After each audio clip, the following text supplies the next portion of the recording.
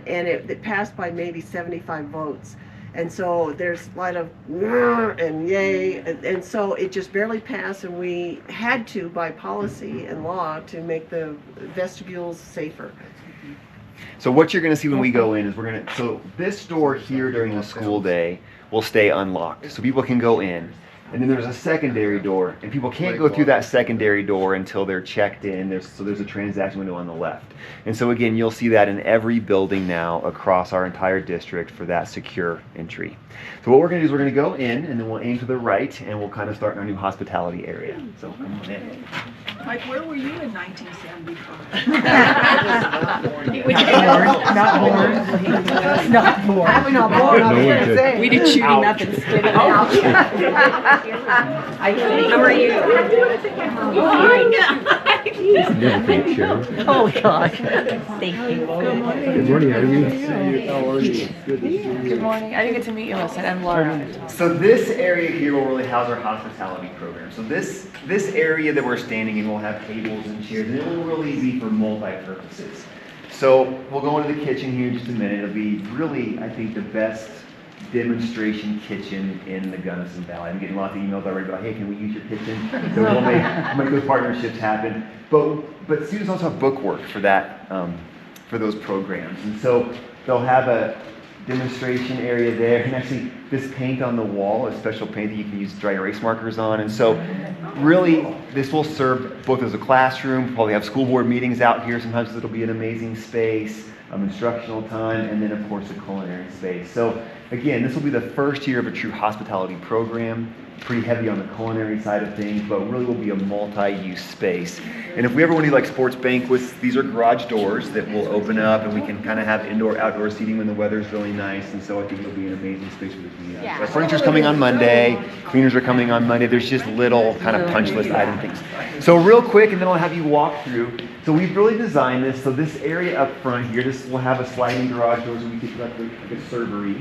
Yeah. But then this front area here is the kitchen demonstration area for the teacher. And then there's really 2 rows of cooking stations. And there'll be a camera that comes down over the teacher's area with TVs on the side. So it's a true demonstration kitchen for all of it. And the dishwashing area over there on the sides. Then we are also partnering with the Colorado Restaurant Association for ProStart. ProStart is like the gold standard in like preparation program, so that when kids move through the 2 years of ProStart, so it's a 2-year program, they can be certified, and then restaurant folks really look at that really well, and so they'll be very employable in that industry. Very good. So we built really an extra classroom to say in 2 or 3 years there's going to be a program that we want to create that we're going to need space for. So that's really what this space is. This year, I think we're probably going to run a fabrics and sewing class out of here because Britta, the one that does our culinary class, that's also a skill set for her. But honestly, we just built this classroom here to say, again, if we have another program that we need a space for in 2 or 3 years, we've got a place to put it. Right here is our baseball field, and so we really designed this building so there's a set of double doors that you just came through. They're open, but you probably didn't notice. So that during baseball games, we can close those and lock those off. Open these doors, and the baseball games will have a place to come and use the restroom. It's not a porta potty, so it's good to everybody. Yeah, for sure.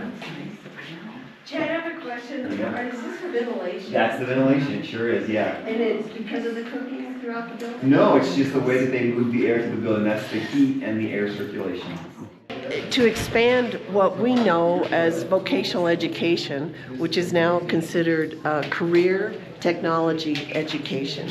And so offering now culinary, healthcare, like the kids can graduate with a certificate in culinary education and their CNA certificate. So this is our new healthcare lab. So we have had our CNA program for 4 or 5 years now.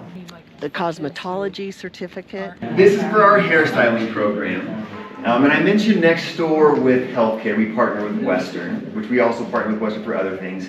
For this program, we partner with Technical College of the Rockies, which is our technical school out of Delta. And so a big part of my job is just keeping those partnerships alive. And so we've had this program for quite a while. We have outdoor ed leadership programs here. This is our gear storage area. And we've put these fences up because really what we're going to do is stuff that we don't want kids to have access to all the time. We'll lock behind these fences because, and the fall is a great example, the mountain bike team is going to use this as their staging area. You can see our bike racks here. So kids will be in here every day after school getting their bikes and stuff, but we don't want them to just have access to all the other outdoor education stuff too. So we can lock up some stuff, but still have this as a really good area for kids to be on a daily basis. And kids can take courses on the computer if they don't feel like they fit into the regular classroom.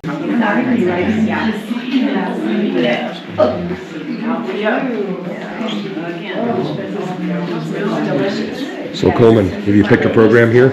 I probably cooking. You like to eat? I like cooking. And then this area here is where students will work on their online classes. So it's always staffed with teachers that can provide support. These are two just study rooms if the student needs really a quieter spot to go and work. But we have quite a few kids that do take online classes, again, for a variety of reasons, and this is where kids work on those online classes. And there's a plaque here for when this part of the building was constructed. The basic building had a small footprint, and it was built in about 2015, and so this is a huge addition to it, like 60,000 square feet more. And how was it funded? Oh, a school bond that was passed by the previous school board prior to me, and it was for $95 million, and it passed by about 75 votes. Once we took the bond to sale at the market, the stars aligned, and all of the people who bought the bond, we made $15 million on it. So we had $110 million, and then we have received and written for more grants. So the total bond value now of what we're spending is $120 million for the $95 million bond that we passed.